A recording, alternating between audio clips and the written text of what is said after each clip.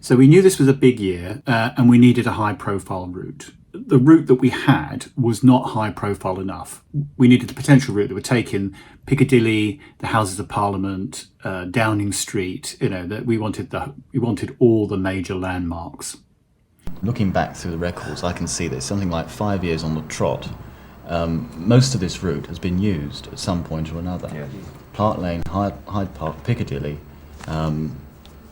Trafalgar Square, Whitehall, Parliament Square, Victoria, Embankment. I mean, it's all been used and they've been granted to us in the past. The negotiations with the Metropolitan Police were carried out with a group known as TO20, who were the public order branch. We decided that we were going to postpone any major campaign around getting the route until after the age of consent vote.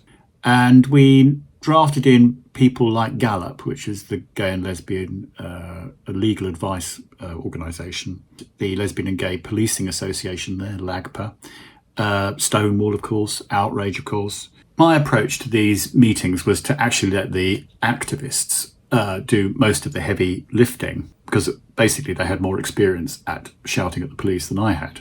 24th of March, panic day for the march. Spoke to Tatchell, Chris Smith's office, Terry Harding, he worked for Stonewall, Teddy, etc., over this bloody route. Loads of phone calls this evening, and I've cancelled my bucket rattle on Saturday. 27th of March, Chris Smith came up trumps. For the first time, I think this march is realisable. 29th of March, the police meeting, and at that meeting was Outrage and Gallup.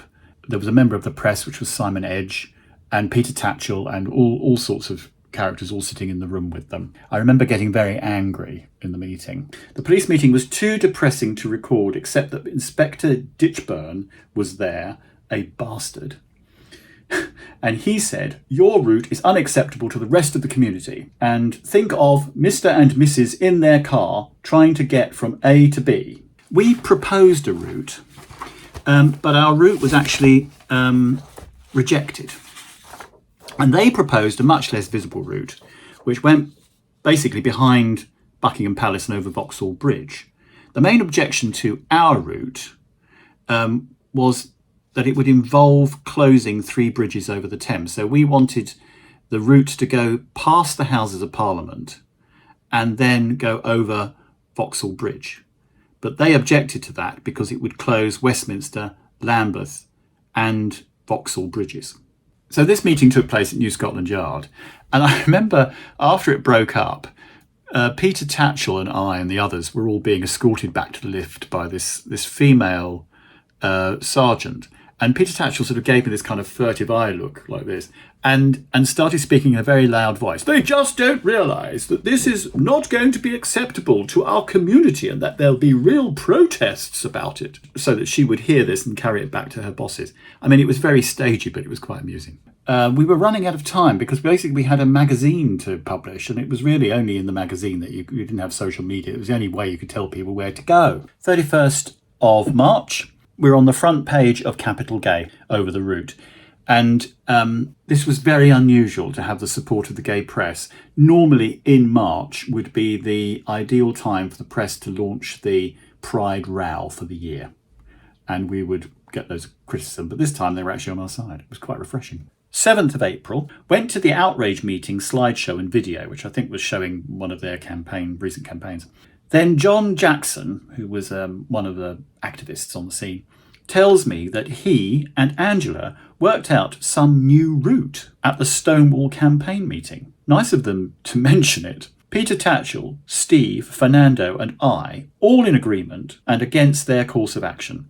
So this was an issue that was going on in the background, and it was never really fully resolved whether in fact Stonewall, i.e. Angela Mason, had actually come up with a compromise route and suggested it to the police as a way of breaking the deadlock. So we were then facing our final meeting, and our tactics were that we were going to press for this high-profile route, and if we were met with a refusal by the police, we were going to insist that they ask the Home Office to ban the march, which actually only the Home Office could do. And that would turn the affair from a public order question into a much more political thing. We were just going to force the issue. We had a final concession that we would give up the dispersal at Vauxhall, but if the police would agree to a dispersal in Marsham Street, which is just behind Westminster Abbey. 8th of April, landmark day. The police agreed our route. Everyone at the meeting was extremely courteous. I can't believe it. Hyde Park to Parliament Square and a dispersal to be agreed. I received dozens of phone calls.